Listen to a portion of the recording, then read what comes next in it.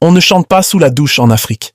Il est interdit de chanter ou de parler en prenant une douche, sinon les conséquences sont énormes.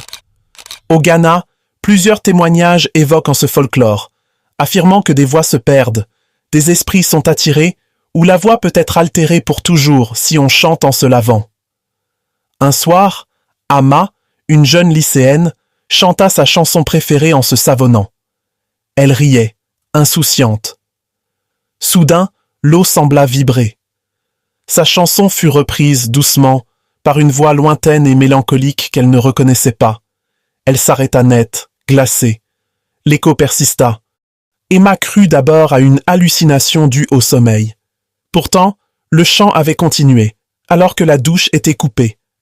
Elle ouvrit la porte pour sortir, mais l'eau coulait sans raison. Intriguée, elle demanda à sa mère si l'interdiction était sérieuse.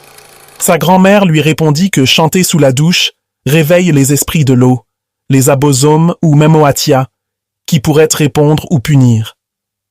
Ama, sceptique, préféra ne rien ajouter. Elle couvrit seulement ses oreilles. Mais dans son dos, le rideau restait immobile, comme figé par une présence qu'elle ne pouvait pas voir. La nuit suivante, Ama fit un rêve étrange. Elle se retrouvait dans une rivière, chantant, entourée de silhouettes translucides qui dansaient au rythme de sa voix. Leur chant résonnait avec le sien, mais devenait dissonant, menaçant.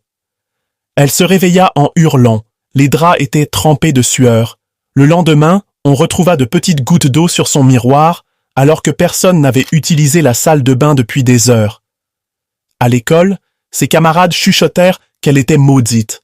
Ama resta muette pendant une semaine. Elle craignait de réveiller encore ces esprits invisibles chaque fois qu'elle bougeait ou parlait. Peu après, Ama alla consulter un aîné du village. Celui-ci lui conseilla une offrande simple, de l'eau pure, du sel et quelques semences pour apaiser les esprits aquatiques. Ama laissa ses objets près de la douche pendant 3 nuits. Lorsqu'elle entra à nouveau, elle sentit une présence paisible. Son reflet dans le miroir paraissait normal, comme si rien ne s'était produit. Elle osa murmurer un chant doux, très faible. L'écho ne répondit pas. Le silence ressentit comme un soulagement. Elle sourit en sortant. Pour la première fois depuis longtemps, elle se sentit protégée par quelque chose, ou quelqu'un. Depuis, Ama n'osa plus chanter sous la douche. Elle raconte aujourd'hui cette expérience pour avertir les autres.